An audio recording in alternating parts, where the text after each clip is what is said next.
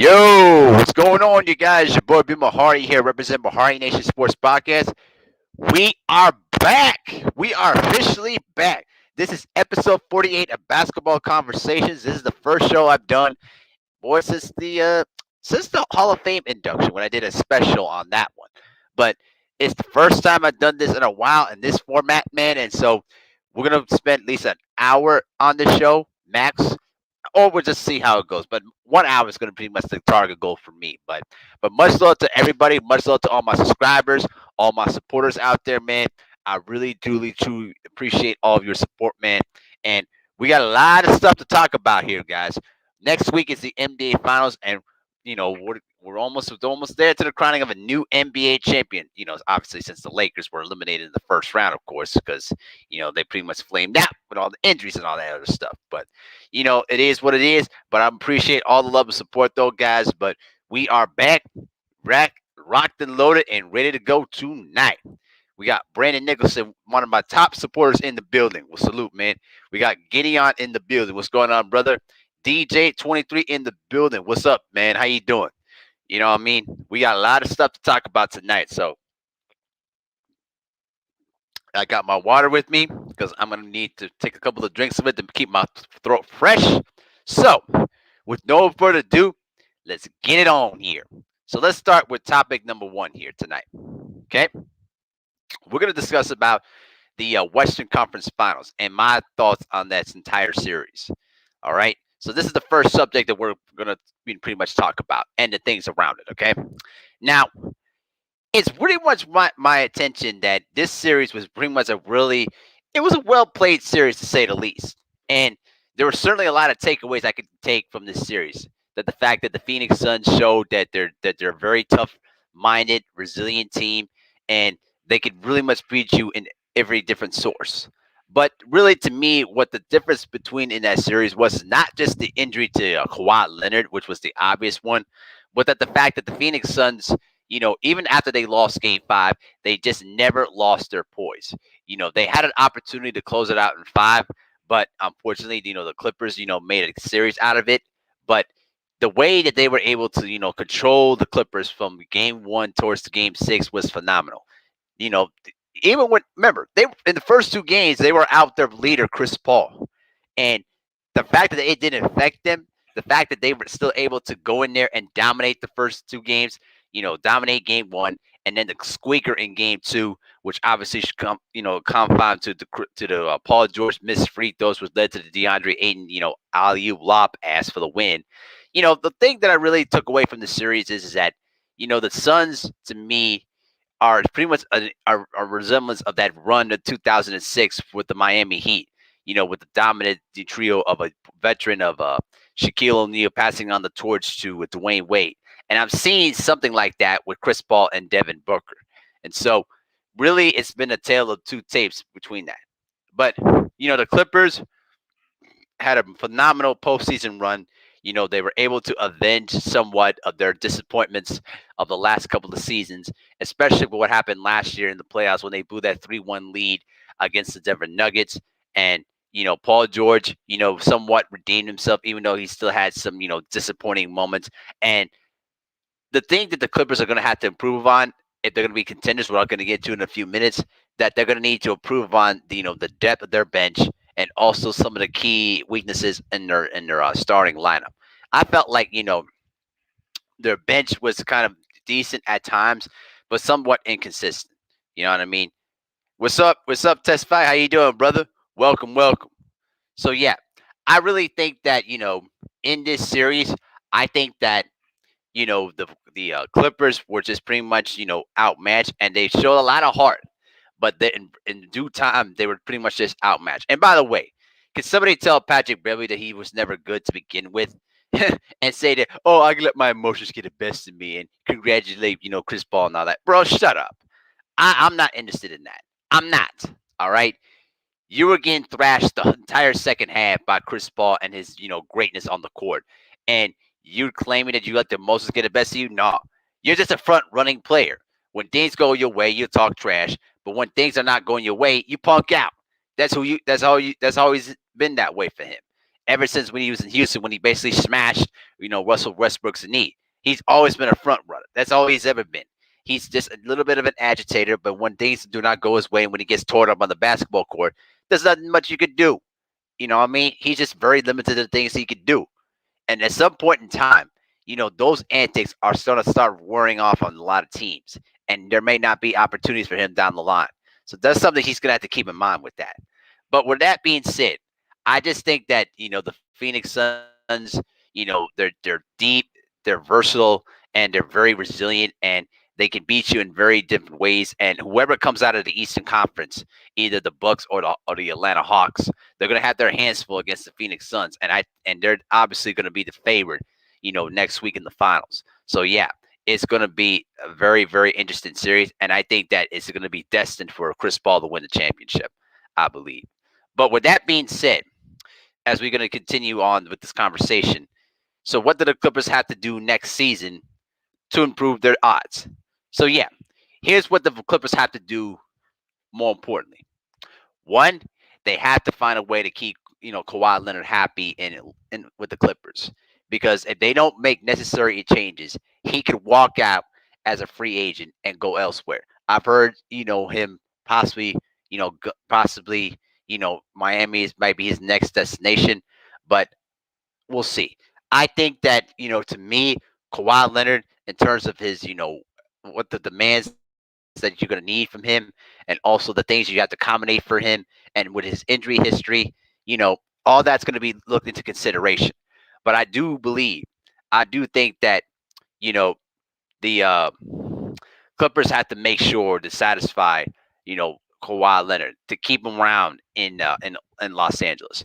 But also the other thing they also have to improve on is they need versatility in terms of their bench. When you go through Terrence Mann, you know what I mean. You go through Renard and you go through Zubac and then DeMarcus Cousins. They had pretty much not much else. So they need to improve the bench. And also, I think they need probably one more, go-to guy that could really much take, pressure off of them. And so, right now, those are the two things that I think that the Clippers could need to improve upon. But I will say this: the Clippers didn't redeem themselves from last year's failures, and they did make a statement in coming back, losing all those home games against the Mavericks, and then coming back against the Utah Jazz. But they just ran into a buzzsaw with the Phoenix Suns that are playing the best basketball in the NBA right now, and so it could go either way. I know Miami for Kawhi could be the option. I know the Knicks are going to be looking to try to make a push for Kawhi Leonard, and so this is going to be very interesting. I predict, in my opinion, I think that he'll probably give the Clippers one more chance, and if they don't get it done next year, then I can see him walking out and possibly going to either one of those destinations. So that's what I really believe right now. So we'll see. We'll see how this goes. But I want to give a shout out to Hitman X. He's been a Suns fan since day one, and his Suns are now in the NBA Finals. So I got to give him a shout out for that because he predicted that the Suns would get to the finals, and you know what? He guessed right. Yep, he guessed right. So I'm not afraid to admit it that I was wrong. So hey, I'm glad I was wrong because many people thought that Chris Paul going to Phoenix was not going to work out well as the season progressed. But as you saw the team, mature and finally got into their groove, you saw what they're capable of, and now they're realizing how good they are, which is the most dangerous thing at this point. You know what I'm saying? So, but salute to that. But let me check out the chat real quick.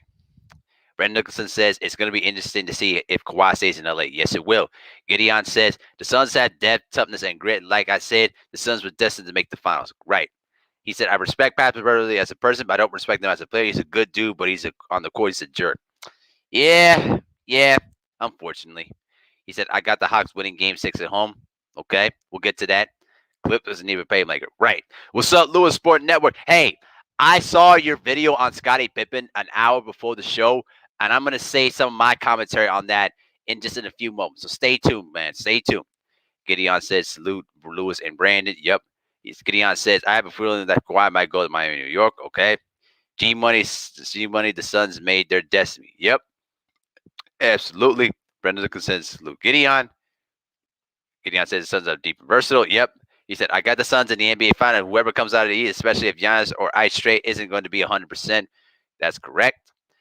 Lewis Wagner said, Destiny isn't predetermined because the Suns were not predicted to go this far. They just proved by just playing, that's playing and other stuff. Okay. Yep. He said, I'm happy for a Hitman. He wins for, and he is four wins away for even more happiness. Right. He said nothing but respect for him and X. Yep. He said this offseason and next season is make or break for the Clippers. Absolutely. This is listen. They need one more playmaker to really help them out. If they don't get that, then they're going to be back to the same familiar situation all over again. Because when you go through Kawhi, when you go through George, they don't have another playmaker that can really take pressure off of them. And so Terrence Mann had a great he had a great game in the playoffs, but he's not a known guy yet, and I don't think he's ready for that moment yet. So I don't think he could be that as of yet. He could be, but we just need to see how he develops. But they need at least one more playmaker in the guard position that's going to really, help things out in terms of both those two stars. Because if they can do that, then I think they have a chance. Gideon says, I was wrong about the Suns winning in 5, but CP3, Crowder, D-Book, Aiden, and the crew made sure that the door was closed in Hollywood for the second time in the playoffs. You got that right. And for Chris Paul to do it in the same stadium that he played in as the member of the Clippers, that makes it even special too. You know, but I'm gonna save that in a little bit. He said, as good as Chris Paul is to win the title, I can't imagine how sweet it would be for Jay Crowder to win his ship, especially after sending his kryptonite LeBron James home. You got that right. I agree, Lewis Lugidion says the Clippers have no excuse. Get the chip soon. Yep. He said, I got the Suns winning it all. My only question is how will Booker and DeAndre Ayton come in next season because CP3 will have satisfaction after 16 years. Will Booker and Ayton be hungry for more chips? That's a good question. That's certainly going to be a good question. Because remember, Chris Paul has been driven to winning his first NBA championship after 16 years in the NBA, and next year he's going to be 37. So can you really trust of him playing at the same level, the same high level that he's been for the last couple of seasons, even before the injuries and even during the injuries? That's going to be a big question. So we'll go see. We're going to see, and we're going to see how both Aiden and Booker can really coexist together. With a championship if they win it. If they win a championship and they feel like that they can win more, then you know what? We can see the next Kobe and Shaq kind of combination going. But we'll see. We'll definitely see about it. Gideon says Jay Crowder starting to get his redemption after struggling in the NBA Finals last season. Yep, as a member of the Heat. Gideon said, good point, Lewis. Gideon says, Gideon, my thoughts exactly. Absolutely. So, yeah, that's what I tend to think what the Clippers got to do. Listen, the window of opportunity is starting to slowly close in on the Clippers. They have to close it. They have to open the door and get to that promised land of a championship. Otherwise, we're going to be looking at this Clippers team and think about of all the talent they had the golden chance of getting it done with two of the best two-way players in the game of Kawhi Leonard and Paul George, and they couldn't get it done. And that's going to be a huge stain on the Clippers. They have to find a way to win the title next year. You know what I'm saying? There's no other choice with that. But with that being said, I wanted to talk about this guy here, Mr. Chris Paul, right here. Okay. I wanted to talk about, his legacy as a basketball player. Because, the thing with Chris Paul that people tend to, misunderstand about him is that he's not a guy that he can be easy to get along with because has that pit bull mentality that he always demands the best out of everybody, but he's going to agitate you to get you to play the way that he expects you to. And there's certainly a lot of people in the NBA that do not like this guy at all. And sometimes there are times where he can take a bit of a cheap shots or whatever. But when you look at Chris Paul as a player, to me, what I look at Chris Paul is nothing but short of, winning and excellence of him. Because even though despite the fact that he didn't even make a conference final until 2018, the guy, everywhere that he's been, the teams have always either improved, got to the playoffs, or gotten better records and made some deep runs in the playoffs. When he was with New Orleans, when he was with the Clippers, when he was with the Rockets, when he was with the OKC Thunder, and obviously with the Phoenix Suns, of course. But the thing that I really enjoyed about Chris Paul is that he wasn't the most, athletically gifted kind of player when he came out of the draft, the same draft with Darren Williams. I really, honestly, looking back at that draft class, I thought Darren Williams was going to be the way better point guard because he was bigger, he was more athletic, he was a better scorer, better defender. Darren Williams, I felt like he should have been the better point guard than Chris Paul. But obviously, injuries played a role. Then he got out of shape. Then he had the issues with Jerry Sloan, and then eventually he went into Brooklyn. He couldn't handle the limelight and the pressure of being in New York, and he gradually declined as a player. And so Chris Paul eventually, over time, became perhaps the best overall point guard in the NBA, but then didn't get the lucky breaks, during his, peak years, and he didn't get the opportunities that he deserved to get it to the NBA Finals. But you have to understand how difficult it is to get to the NBA Finals. Things have to go align perfectly to make it possible. And I felt like as a player, Chris Paul just had unfortunate breaks. Either was with injury, obviously blowing that 3-1 lead against the Houston Rockets in the 2015 finals when he was with Lob City with Blake Griffin and DeAndre Jordan, and then obviously the injured hamstring, during the 2018 playoffs, the injured hand in 2016, all sorts of different things really played a significant role of how, as great of a player he was, he just had one bad break after another, in his quest of getting into the finals. And this year it was no different. Remember, he missed the first two games of the conference final because he basically had COVID-19 and had to pretty much sit out for 2 weeks. And so, and still, the thing is, you know, with Chris Paul, his ability to lead and his ability to get the message to his players and the ability to get the best out of them is what really made him a special point guard to me. And certainly he's going to go down as one of the great, floor generals in the game. Not saying that he's a, great overall scorer or everything. He's just an overall excellent floor general. The ability to, orchestrate an offense, lead an offense, and lead a team is one of his greatest strengths. And that in of itself is really what's the underappreciated part of it. You know what I mean? So let me go check out the chat about this whole subject here. Gideon says CB3 is one of my favorite players. He makes everyone better. He's also instant scared to fail. That's a big point. He's not afraid. He's not a guy that is not afraid to, make failures on himself.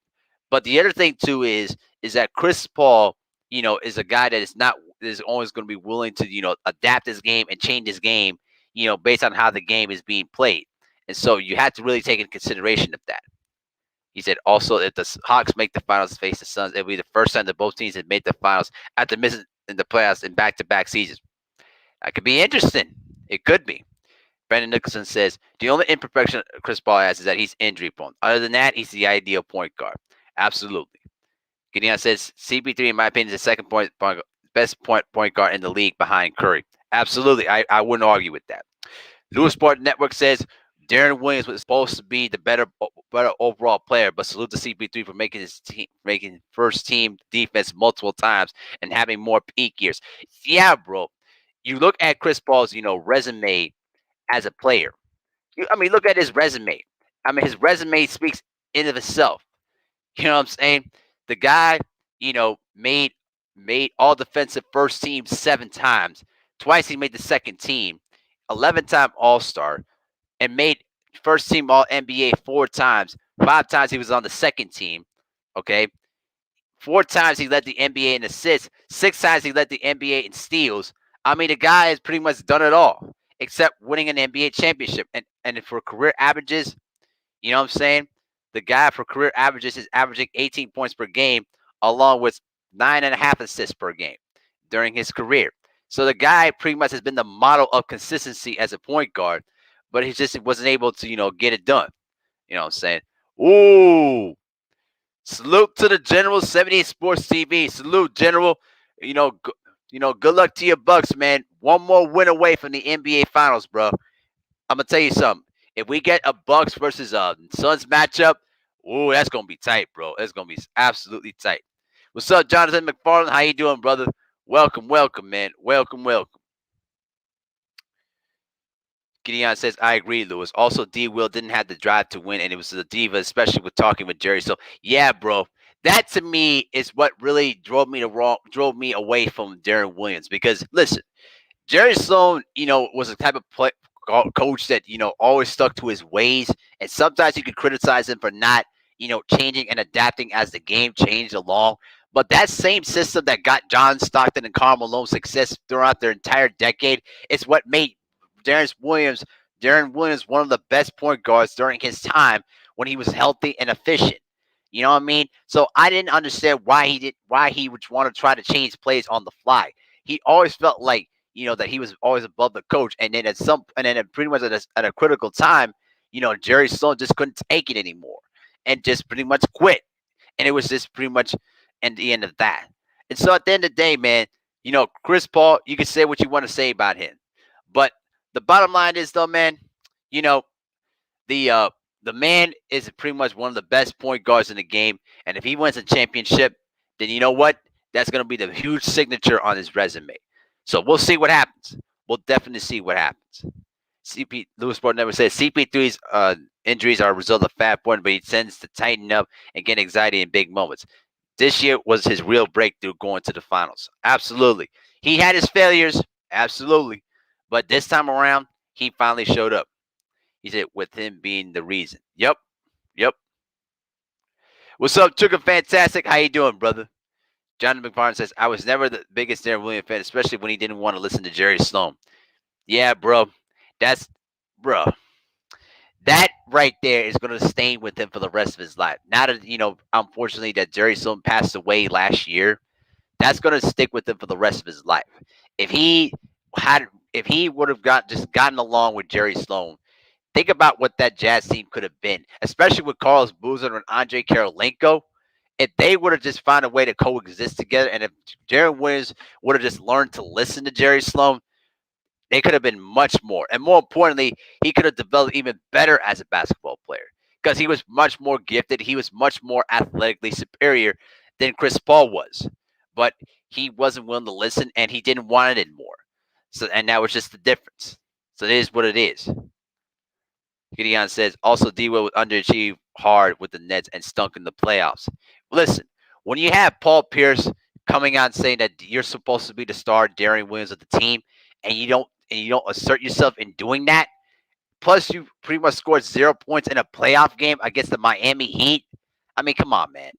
I mean, that's something's not right with that pitcher. Something is definitely not right with that, man. Absolutely, bro. So, but it is what it is, though, man. But with that being said, I'm going to talk about, the Eastern Conference Finals. So, since the general is in the building right now, we're going to get down to it here, shall we? So, my thoughts on the Eastern Conference Finals so far, as the Bucks lead 3 games to 2 and have the opportunity to close out the series tomorrow night in Game 6 in Atlanta. So, I picked the Bucks to win the series in 6, and with all the injuries that's been going on right now, especially to Trae Young, especially with Giannis, to me, the Bucks have really shown themselves to be very resilient, even what's going on with the injuries. Now, granted, they won't be able to win games without Giannis, but right now, against this against the Atlanta Hawks team that is pretty much injured riddled themselves too, it's anybody's series at this point.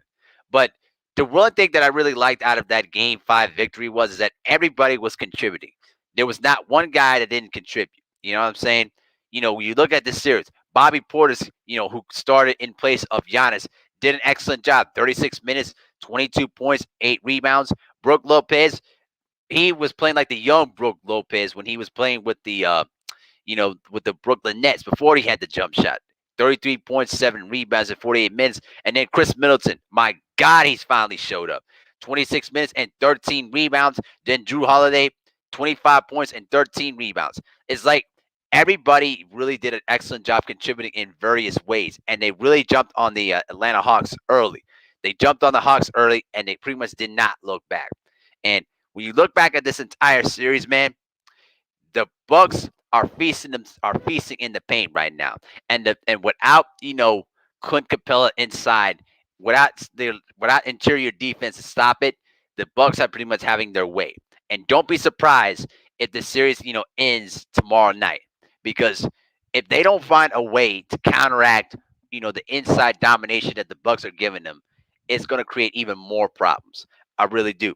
And so, you know, Bobby Portis was probably the best signing for the Bucks this year because it pretty much added another, dimension inside in the paint. PJ Tucker, even though he's undersized, he brings, a tenacity, off the bench as well. You know what I'm saying? And so right now, the Bucks, they're in the proverbial drive seat right now, despite not having Giannis on the floor at this point. Now, we don't know when Giannis is coming back. Even if they win the series tomorrow night, they're gonna still have at least about almost a near of a week of rest before they get to the finals against the Phoenix Suns. And so we don't know if Giannis is going to probably play in the series. Because that hyperextended knee it takes a good while to heal. So, but the good news is there was no ligament damage done to it. So there is some optimism that he could come back if they go on to the finals. But it's going to be very, very slim. You know what I mean? But we'll see. Gideon says the Bucks feasted in the paint, and Lopez looked like the Nets of a version of himself. He got tip-ins, post-ups, monster stocks, and hook shots. Bro, he turned back the clock last night. I was like, bro, this is the Brook Lopez back when he was playing with the Brooklyn Nets that was doing the same thing every night. I'm like, you finally decided to be a post player for once instead of just being a perimeter shooter. Like you're not like the player that you once were. Like, come on, man. I would have loved to see him do that every night. You know what I mean? But but it is what it is. But that's what happens when you have a superstar player. Sometimes you don't get those kind of opportunities a lot. Gideon says that Middleton, Portis, Holiday plays smart and contributed significantly. Absolutely, absolutely. Chicken Fantastic says, I like Bobby Punch Out Portis. Man, leave Nikola Mirotic alone, bro. Leave him alone, bro. Gideon says, if the Hawks want to force Game 7, they need to protect the rim and hope Ice Trey can suit up. They lack another playmaker other than Trey. You know, that's what I pretty much said, for the Atlanta Hawks. They've made a really significant run thus far, a surprising run at that. But to me, one of the key things they need to improve upon, they need one more playmaker that's going to really take pressure off of Trey. You know what I mean? If they could pretty much find the way to sneak a trade to get either CJ McCollum or maybe getting a deal done for Bradley Beal, that could really, really help them out significantly. Can you imagine having Bradley Beal with Trey Young on as his backcourt teammate? That could, man, that could create so many different, dimensions on their offense. Absolutely. Gideon says also Game 6 could be Marval's final game. He was going to retire at the end of the season. Yeah, bro. I'm gonna save a video for that if they win tomorrow night. I'm gonna save a video for that. I haven't talked about it too much because I wanted to save my comments for that at the conclusion of his final telecast. Gideon says the Hawks need to also find the open man and take some mid-range shots. Bro, they took way too many threes. You know what I mean? The mid-range shot is there for them. They just don't exploit it enough. When they do, they become a much more dynamic team. But when they look strictly for the threes, they become one-dimensional. Gideon says the Bucks had a 66-36, advantage inside the paint. Yeah, bro. Absolutely. It was ridiculous, bro. Ghost 11 says, what's your opinion on PJ Tucker? He's been underrated his whole career. I really like PJ Tucker, man. I think that his career has really evolved into various different things. Because, PJ Tucker early on in his career, was not known as a perimeter shooter. You know what I mean? But he's really evolved his game, very much significantly. He does a great job, with defense. He's very physical, but also that, he's learned how to, change his game to keep himself, serviceable in the NBA. And so he's very much a key contributor to any team that he's been a part of, especially when he was with the Rockets. You know what I'm saying? When he was with the Rockets, when he was with Toronto, when he was in Phoenix, and now he's with the Milwaukee Bucks. He doesn't need to score a lot of points, but he gets things done at both ends of the floor, and I really respect that. So Brandon Nicholson says, I'm very disappointed in myself for falling asleep in the second half of last night's game. I didn't try to fall asleep. I just was looking at my phone. But after looking at the score and seeing how the Bucks were doing, I was like, yeah, the Bucks got this game. Gideon says, I say the Hawks will come out with more intensity. They've been surprising this year, but it would be kind of disappointing if they lose the series in hot Atlanta. I wouldn't say that disappointing. I kind of say it was kind of meant to be because, listen, if we're being really honest with ourselves, nobody predicted that the Atlanta Hawks would get this far. Not even myself. I thought that it would get it to the second round at best, but for them to even get to the Eastern Conference Finals and become this close to getting to the NBA Finals is a great accomplishment in of itself. You know what I mean? Because the Atlanta Hawks historically, as a franchise, haven't had many things to celebrate about, and so to me, you know, if they lose, it's gonna be because the Hawks the Bucks were just a better team, and I know 78 is gonna love that. But to me, if they go on the force game seven, anything can happen in a game seven. Nothing is guaranteed, even if you have home court advantage. You know what I mean? Historically, some road teams have won game sevens on their home on the road. So we're gonna see what happens with that. He said also the Hawks need to get Herter going like he was cold in game five. He just said also Collins need to be more impactful. And he said this season has been a successful for the Hawks. Absolutely. Chuka Fantastic says Drew Holiday was busting ass too. The Bucks have more without their star player than the Hawks without their star player. Right, bro. Absolutely. I'm very impressed with Drew Holiday. Drew Holiday has been a much better of a grub grade than Eric Bledsoe was. Eric Bledsoe was complete trash, bro. I'm glad that they got rid of him though, because I felt like Eric Bledsoe was one of the big reasons why the Bucks weren't going to go anywhere unless they find somebody better. And Drew Holiday had his disappointing moments, but he's really shown himself very well in these playoffs, especially when he was struggling in that Game 7 against the Brooklyn Nets. He stepped up, made some huge threes, and made big plays, down the stretch that really pretty much made the difference. So yeah, Drew Holiday deserves a lot more respect. He said, "I always thought the Bucks look different with PJ Tucker and Drew Holiday. More defensive. Oh yeah, way better defensive team." Louis Sport Never says Nate McMillan has never been this team in the playoffs, so he did a great job when he took over. Right, bro. Listen, no, don't ever tell me that Nate McMillan can't coach. All right, Nate McMillan can coach better than anybody, but he just never had a star player like this with Trae Young in his holster. Now, with that being said, can somebody please give him his contract this extension that he deserves? Please, I would appreciate that. Gideon says, I will say this. If the series goes 7 and Ice Ray comes back, it's very possible that the Hawks won't let the Deer this time in Milwaukee. That could be. He says, Hawks should give Nate an extension. Absolutely. Nate McMillan deserves a contract extension. That's an absolute fact. But yeah, that's pretty much what I've thought about, the Eastern Conference Finals thus far. So, with all these subjects, the obvious ones out the way, it is time to go in on a Hall of Famer that's been pretty much making the rounds, running his mouth for the last week, and making himself look like a complete fool out there. And you want to know who that is? Scotty Pippen. That's right. Scotty Pippen's running his mouth and not making any sense. And he continues to keep putting his foot in his mouth. And can I just give a huge shout out to Louis Sports Network for his great video that he did? His 41-minute video presentation that he pretty much pointed out all the facts about Scotty Pippen. All the facts. All right. I'm not going to go too much into like specific details, but I'm just going to give you more of my broader sense of what's going on here. Right now, to me, Scottie Pippen is going through a lot of stuff right now, because with the loss of his son, you know what I mean? His trashy wife, messing around with every single young NBA player left and right, alcohol-related problems. Like, bro, Scottie Pippen right now is not making any sense. He's not making sense, and he's really saying irrational things that could probably, put some, animosity towards the people that pretty much had his back all these years.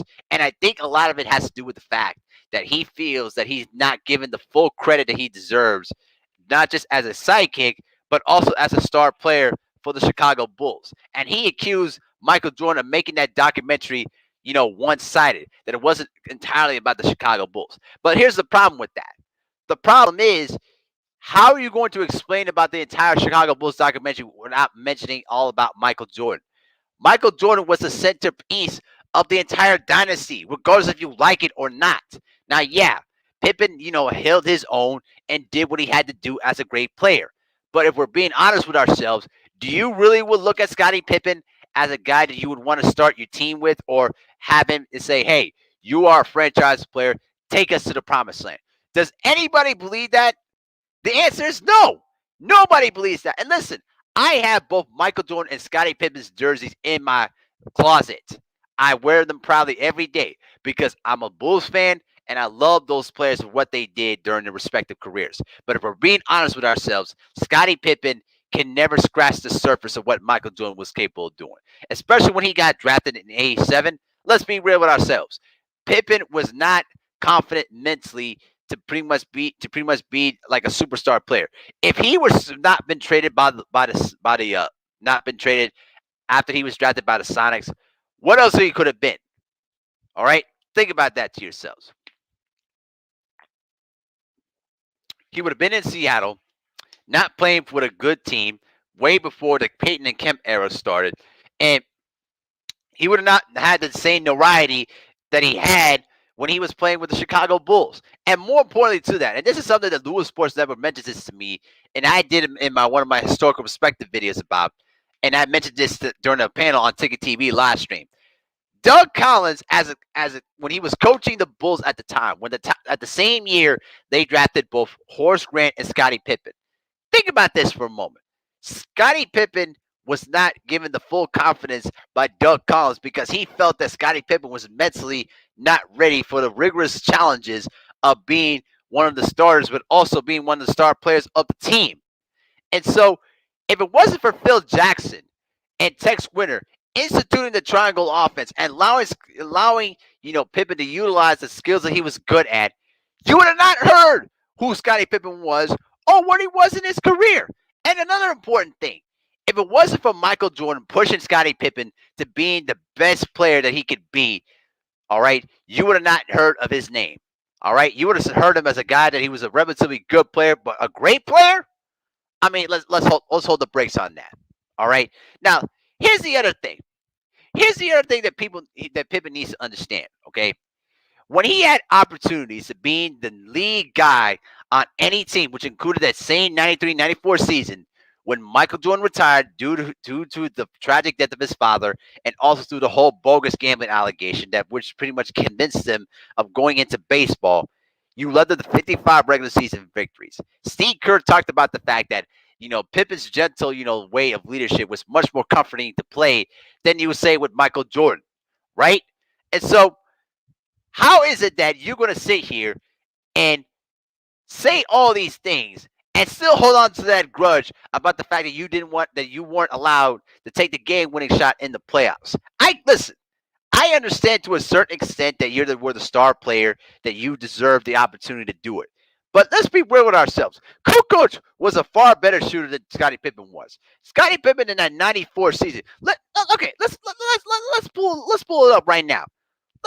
Let's pull up the stats of that same '93-'94 season, which was probably one of his best years of his career by far. Okay, let's pull this up.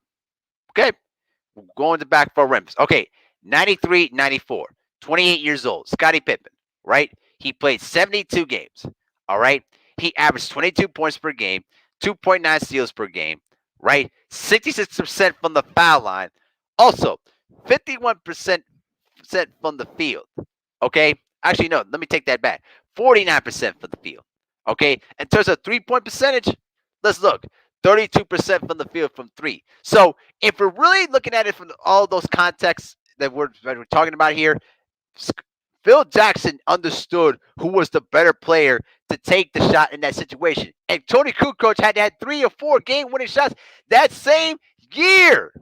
So how could you sit here and say that you would want that you had this animosity for it when you said yourself in the documentary? This was the worst that came out of his own lips. That the fact that he said that that if he had to do it over, he wouldn't change a thing. Which tells me that there's some animosity and some bitterness towards Phil Jackson on that end, right? But if we're really being real with ourselves, Pippen was never going to be the guy that you could trust to take the game-winning shot. His percentages were not good, but more importantly, his mental makeup as a player was not mentally strong enough to handle the big moments. He made big plays and contributed greatly to the success of the Bulls. But if you're asking Pippen to be the lead guy, he just is not that type of guy. And I'm gonna get into the Portland stuff in a minute. But I really hate the fact that how Pippen is doing this. You know why? Because right now he's trying to throw a lot of shade towards Phil Jackson, towards Michael Jordan, towards a lot of the people that pretty much had his back over the years. And there's another thing that that really hit me was is that Pippen is revealing a lot of stuff to the public that should be kept in secret. Okay, now I have the book Furious George. I read every single chapter of that book. One of the things that really disgusted me about that book was it's not because of the fact of his, life as a coach or anything like that. Was because of the fact that during his time as a coach, he basically was releasing all of the stuff that was going on between him and his players at the time when he was coaching when he was coaching Golden State, when he was coaching, Cleveland, coaching Seattle, Milwaukee, Denver, and all the other stops. And the fact that he had the temerity, the unvalidated goal to release some of the private conversations that he had with his players out in the public. Like, bro, you are really trying to throw a lot of shade to the people that pretty much had your back all these years. And people that didn't like you finally had received validation of who you truly were in the first place. And so, right now, to me, Pippen is not making himself look good. He's trying to burn every bridge that he can obtain. And right now, he's doing a good job of it. And the other thing that really hit home that Shannon Sharp made it a astute observation that it really hit home. He basically said, I had opportunities that to pretty much write a book about my time as a football player, but I chose not to do it because I respected all the conversations that were kept in the locker rooms, and I will forever take those to my grave. And to that is the absolute fact. There are certain things in locker rooms, and there's certain conversations that should not ever be released to the public. And for Pippen to do that right now, he's making himself look real, real bad. And I'm not gonna lie, I probably will take a look at the book too myself. But the things that he's doing right now is just not making any sense, and this is making him look real, real bad. And it really tells me that there's still a lot of animosity between Michael and Phil Jackson and Kukoc that is pretty much still unresolved. Now, look, when you look back at 1994, okay, you look back at the play. Do I believe that Phil Jackson should have talked to Scotty Pippen after the game, especially when Kukoc made the jump shot? Absolutely. I definitely agree with that.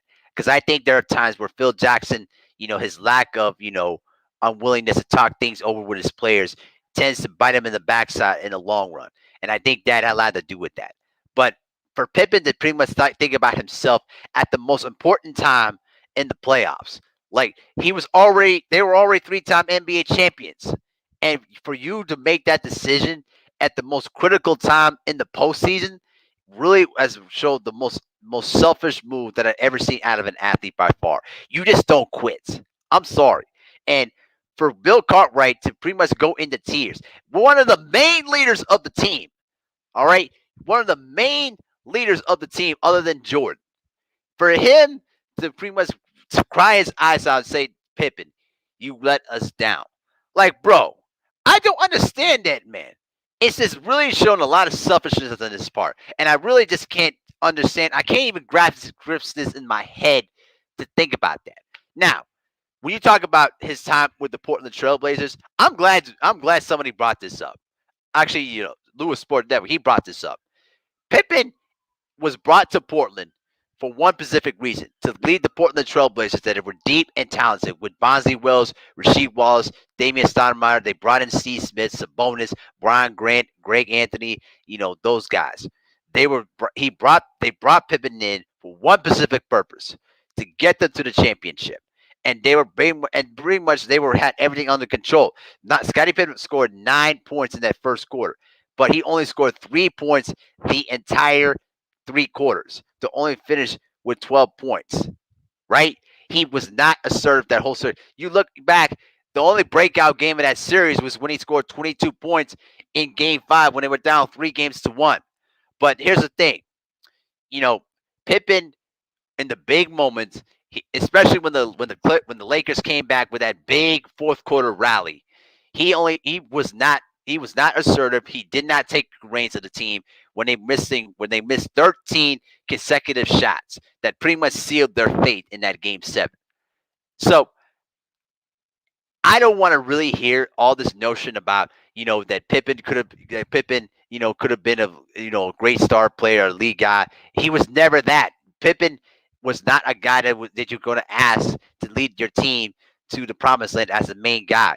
He was the kind of guy that was a team oriented player. He was always about team first, and it wasn't me that Pippen that would say that. It wasn't me that's saying it. It's what Pippen was saying out of his own lips, right? And so the other thing too was he was given the amount of credit he deserved. Listen, he was voted the 50 greatest players of all time, above Dominique Wilkins, and Dominique was a 20 times better basketball player than Scottie Pippen ever was. All right, but does Dominique Wilkins get the same respect that Pippen did? No, because Dominique played in Atlanta during that same period, but also Pippen played in Chicago with the greatest player of all time. I mean, that just is what it is, though, bro.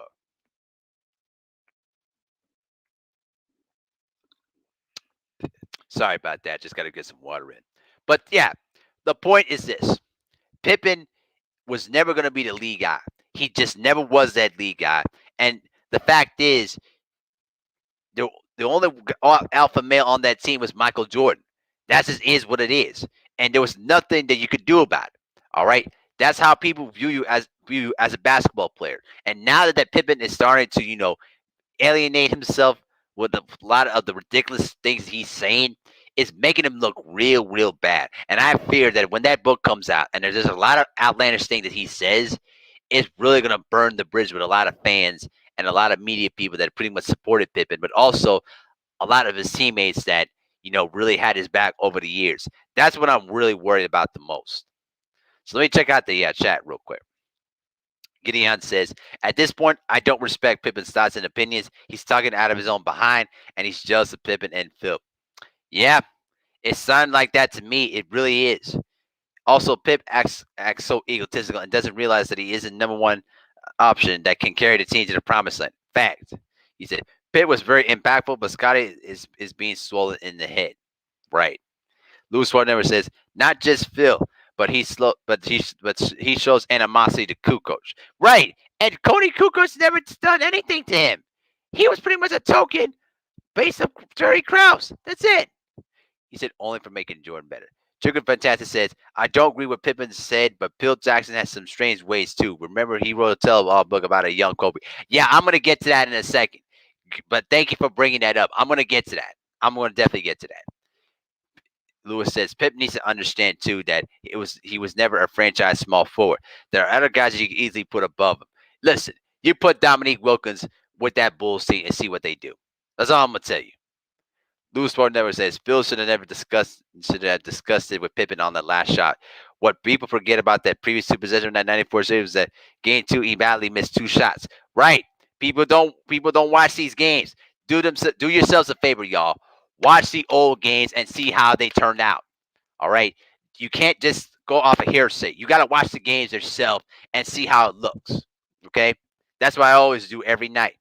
He said, if it's the final 5 seconds, you give it to Pippen. But it's 1.8 seconds, it's Kukoc because Scotty was never a catch and shoot type of player. Facts. Absolute facts. Pippen, according to ESPN, is ranked 21st all time among greatest players of all time. His proper ranking is at least 35 or 40. I think they just gave it to him just for out of respect. He said Pippen was the number 2 option of wanting. It was the number 2, but wanted the number 1 credit, but had lazy motives, and that just said no. That's a fact. Now, I want to go back to what Chuka Fantastic said because he brought up a good point about, with Kobe. See, I do agree on one thing. I don't agree that Phil Jackson is a racist at all, but I do agree that Phil Jackson, he sometimes is basically non-confrontational in the way he approaches things, especially when he basically started to spill the beans about all the stuff that he did about Kobe. Listen, Kobe can be difficult to deal with. You know what I mean? I'm not denying that at all. But at the same time, there are certain things you don't tell to the public about a certain superstar player just because you had a problem with them. All right. To me, Phil Jackson should have done a better job of basically mitigating the process with him and Pippen. with himself and Pippen. And the same you could say between Kobe and Phil. That's one of the reasons why Kobe Bryant didn't talk to Phil for a little bit until he basically came back, and then they basically squashed the whole beef all of itself. But you know, Phil does deserve some blame for it too. But at the same time, Pippen, he was basically a three-time champion. You should have been above all of this by now.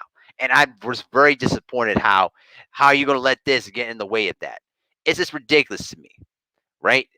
Especially how everything came out about it.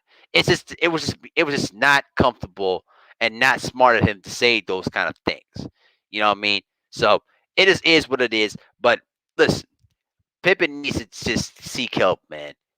He just needs to seek help, and he needs to be more mindful of the things he's saying. Because right now, if he continues on this kind of rant of saying outlandish stuff, people are going to start losing more respect for him, and I don't want to see that. I don't want to see Pippen, become broken down, and people don't take him seriously because he's holding on to some grudges with Phil Jackson, Michael Jordan, and certain other players too. You know, but it's very, very difficult for me, man. It really is because I really like Pippen, bro. I really do, but he's really making himself look like a fool out there, and it's embarrassing to see. It really is. So, but that's just my thoughts on the whole situation, man. You just let me know about that. Now, with that being said, there also is some more media backlash that's been going on around here, and that is over the whole issue with Chauncey Billups and also Jason Kidd getting hired as head coaches. So, as you guys know, Chauncey Billups was hired as a Portland Trailblazers head coach, and Jason Kidd, was basically hired. I got to check out what he was hired for. Let me check out real quick. Jason Kidd, there you go. So Jason Kidd was also hired as the new head coach of the Dallas Mavericks. And so, listen, there's a lot of people that were pretty much not happy that the organizations that selected both of those guys as head coaches, considering the fact that they had issues with domestic violence, whatever. And the way I gotta say it to them is so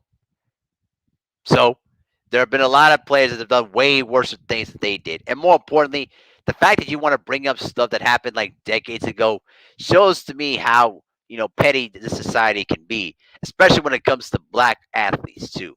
You know, Ben Roethlisberger is still able to play in the National Football League despite the fact that he was briefly charged with, rape and never served any prison time for it, right?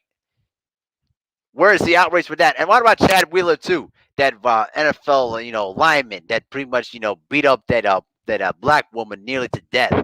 Where's the outrage for that, huh? See, I get the drift of a lot of people that want to play this whole, anti-feminism, Me Too type of BS. But when it comes to the real stuff, man, they're basically silent. Now listen, we don't know how both of these guys are going to do well as coaches, but the fact that this is turned into somewhat controversy, whatever, it's just become much more ridiculous, and it's showing how deeply sensitive our society has become, and it's sad, man. It really, really is sad. So, but it is what it is. But honestly, when anytime these kind of media backlash situations happen, the best thing you can do just hit them with some real facts to them, and they won't know what to do with it. That just is what it is on that end.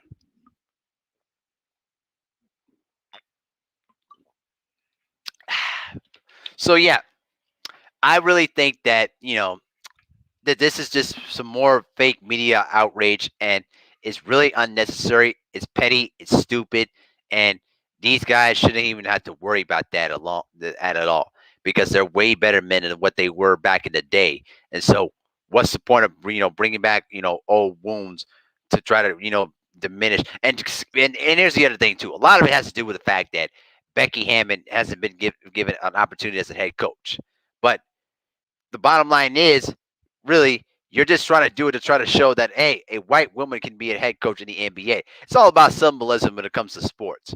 But I really don't see Becky Hammond, even remotely close to being a head coach in the near future because there's certainly a lot of organizations that just don't believe in having a woman taking over a men's basketball coach. You know what I mean? That's just this is what it is. Y'all don't have to like it, but that's just the reality of the situation. So, you know, I wish both of them nothing but the best. But at the end of the day, this is just more of the same fake, media outrage, the same old fake feminism outrage that like these dudes like to play, like these women like to do on successful black men, and this is just no different. You know what I'm saying? So, but it is what it is. What's up, Omar Page? How you doing, brother? Salute, man. So yeah, that's just how I feel about the whole situation. Now, I'm gonna give you two more things, and then I'm gonna go. Okay. More importantly, the saga of Ben Simmons. Oh yeah, Ben Simmons, the man that couldn't shoot a lick to save his life, and was playing the worst type of basketball you've ever seen in your life, bro. I'm just gonna be straight up honest, man. I'm gonna be just straight up honest. Yep. Louis Sport Network says, I've heard some dark things about Becky that turned off teams and their opportunity to become a head coach. Yeah, I've heard some of those stories about that too. See, that's the other type of stuff that people don't like to go into. They just want to play the whole, you know, uh, symbolism of a white woman coaching an NBA team. But listen, just like with the whole Mark Jackson situation, if there's some dirt on your name, these organizations are gonna look at you funny. You know what I'm saying? So yeah. But back to Ben Simmons here, okay? Back to Ben Simmons. This man right here, bro. Get this man out of the NBA. Seriously, I'm gonna be honest with you. I'm a better shooter than Ben Simmons is, and the fact that this guy hasn't even improved his jump shot to save his freaking life, like, bro, it makes no sense. Literally no sense. He is the reason why the Philadelphia 76ers are not going to get to an NBA Finals unless they get rid of Ben Simmons. Listen, this is already his fifth year in the league. You could say fourth year, but hey, I still count his 2016, 2017 as his full year. Point is, uh, the 76ers as a team, they will never get to the NBA Finals as long as Ben Simmons is, is gone from the team. And so right now, if you're the Philadelphia 76ers, you got to find a way to make do away from Ben Simmons because he is pretty much I think his max has pretty much been reached, and at this point, you just got to trade and try to see if you can get some value out of him. Maybe another star on the team. I would love to see Dame Dollar match up with Joel Embiid and see what they could do with that team. I'm sure Doc Rivers would like that, definitely. So, Louis Smart never says Doc Rivers is a walking hypocrite. Karma bit in his behind because Ty Lue did more than 1 year than Doc Rivers did in 7 years. Yeah, bro. Yeah, yeah. But what can you say? What can you say about that, huh? So hey, but the other thing too is this: Ben Simmons needs to have a change of mentality to really survive in the NBA. You know what I mean? If he's not going to take shots, he's got to learn how to draw fouls, become a better free throw shooter, and work on your overall game.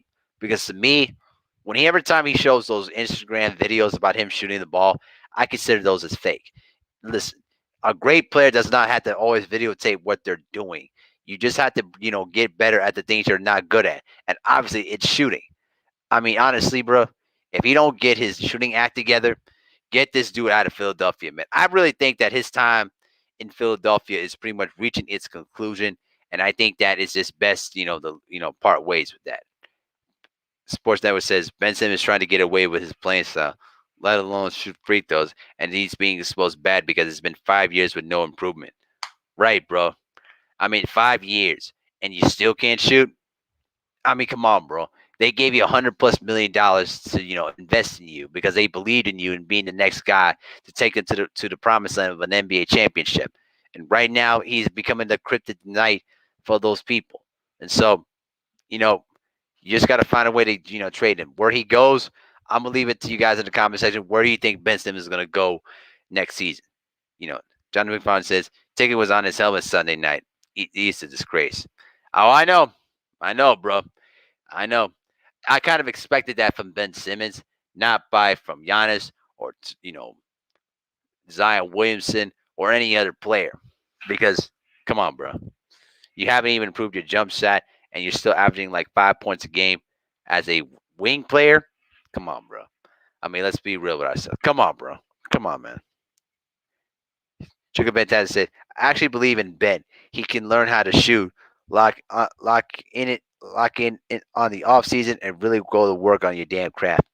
If he had the mentality of doing it, I just don't think he does. I really don't. Chicken Fantastic said, if Rondo can learn how to shoot, anyone can. See, the difference with Rondo is Rondo understood that, if he didn't learn how to shoot efficiently, he was going to be pretty much booted out of the league because point guards are a requirement to shoot the ball. And this guy right here, he don't shoot the ball. He don't shoot the ball. He don't look to be aggressive. And each time that happens, he gets exposed real, real bad. It's just ridiculous. Louis Sweat never says he owed $46 million on average in the next 4 years, and you're a liability. Right, bro. Right. Jonathan McFarland says Giannis is what Ben Simmons could have been, but Ben Simmons cares about the NBA lifestyle. Yeah, bro. He's been chasing a lot of those Instagram models instead of working on his game. It's sad, bro. Louis Spartan never says, he's a member of Clutch Sports too. Right. Yo, what's up, Lamont Lane? How you doing, brother? Say, I'm gonna get into the NCAA likeness thing in a few minutes here, so stick around, Lamont. I hope to get some insight from you, bro. But you know, right now, Ben Simmons, he's gotta be more assertive and pretty much, reconstruct his entire shooting arsenal because if he don't, it's gonna be very hard for a lot of teams to really lock in, to pretty much sold on the fact of this guy on their team. And also during the playoffs, they could just keep doubling off of Ben Simmons and and dare him to shoot, make free throws, and he was just pathetic. It's sad, bro. Ben Simmons is only 24. What other players have peaked at 24? He's still the best, bro. Not when you're trying to learn how. Not when you're trying to shoot, bro. That's an excuse. Okay, you should have been knowing how to shoot when he got into the NBA. Now, Giannis is not the greatest shooter in the NBA, and I agree with that. But he's assertive. He's aggressive enough to shoot the basketball. Ben Simmons is not, bro. I'm sorry.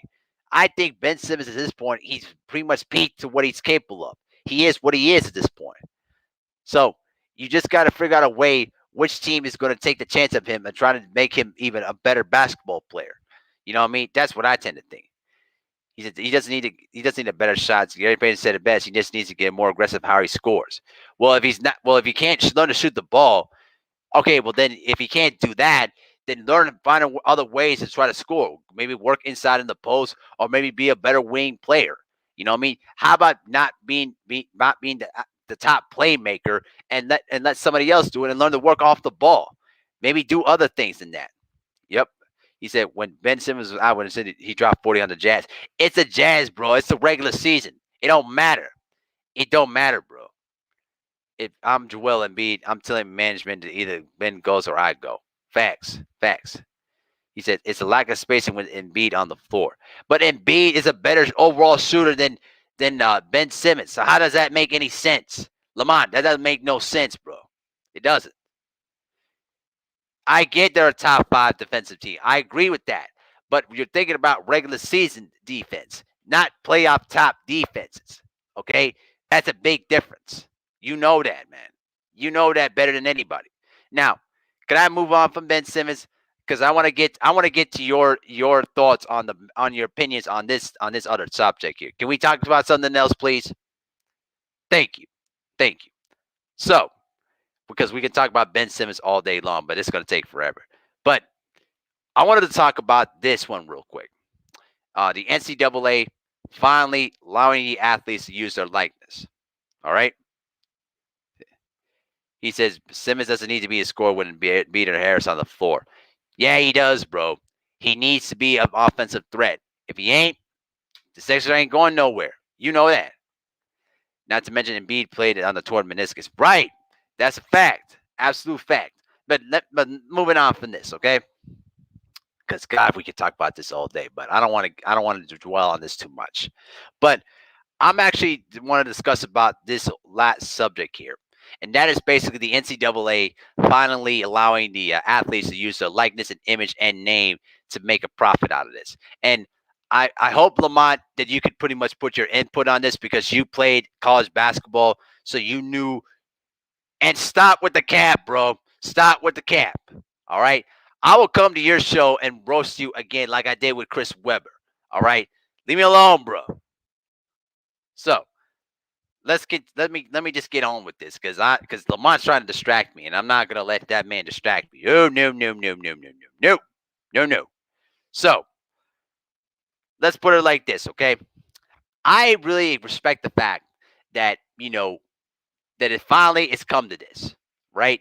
Because listen, the NCAA knew that more states were going to pass legislation to allow their college athletes to use their name, image, and likeness to make money off of this because a lot of the states started to realize it was absolute BS.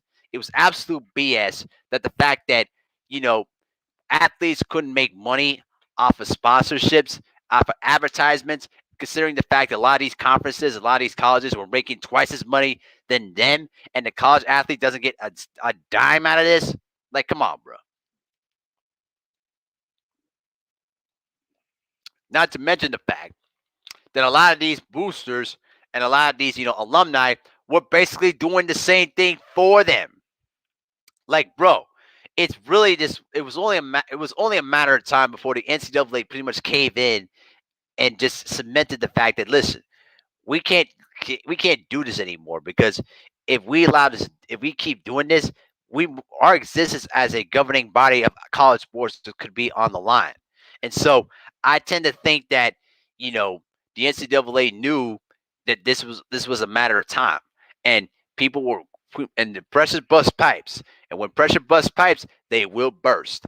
And I got to give some major respect to Ed O'Bannon on this one because he was one of the very first few to pretty much put it at the forefront. And now, we get to have our college, basketball, college, video games back with college football, basketball, and all that's good stuff. But I do tend to think that this is going to help college basketball in several ways. One is going to slow down the process of the one and done situation. It's going to pretty much allow, you know, athletes to decide if they wanted to play overseas or if they want to continue to build their brand through their advertisements and more importantly, you know, make money off it and while still playing, college basketball. And even if they don't make it to the NBA, using that branding off of that money will allow them to expand their business down the line. So I really think that it pretty much helps them. But I think that what these athletes are gonna have to learn is more responsibility out of this because now it puts another dimension where they're gonna see if you're responsible enough, if you're able to handle, media, responsibilities, are you able to handle, the due diligence as an athlete? All of these things are well thought out in consideration to the fact that, you know, I think that, you know, to me, this was the inevitable. This was coming, but the NCAA still doesn't get credit for it because it should have happened a long time ago. You look back at the whole Michigan scandal thing. Considering the fact that Chris Webber took money from a booster, right? If the rules were instituted back then, the whole Michigan scandal would have never existed, right? And more importantly, his records in Michigan would have still been there. But now it should be reinstated to me because it was pretty much cap, as Lamont Lane would say, it was pretty much all cap. But more importantly, you know, it should have never been into the forefront in the first place. Considering the fact that Jerry Tarkanian was pretty much calling out the NCAA on their BS about it for pretty much decades until he retired from coaching, right? So it's about time that they actually did it, but they're still gonna get heat for it because at the end of the day, it should have never came to that. And so honestly, man, you know, I'm happy that this is finally came to fruition. I'm happy that they're able to use their name, image, and likeness to make money off of themselves while they're in college. Now it's about which athlete can make most money for themselves and which cause is going to use the most amount of resources to bring a lot more of their athletes to come in and play for their programs. So we'll definitely see. We'll definitely see how this is going to work in the long run. So yeah.